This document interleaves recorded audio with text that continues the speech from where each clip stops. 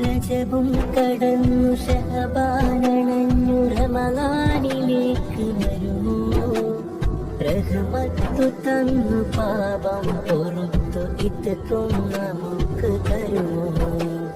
അകം പൊള്ളയാക്കി പുറവും മിനുക്കി കഴിയും നമുക്ക് ദൂർക്കാം അഹദിന്റെ നോട്ടം ഹൃദയത്തിലേക്ക് എന്നും അറിഞ്ഞിരിക്കാം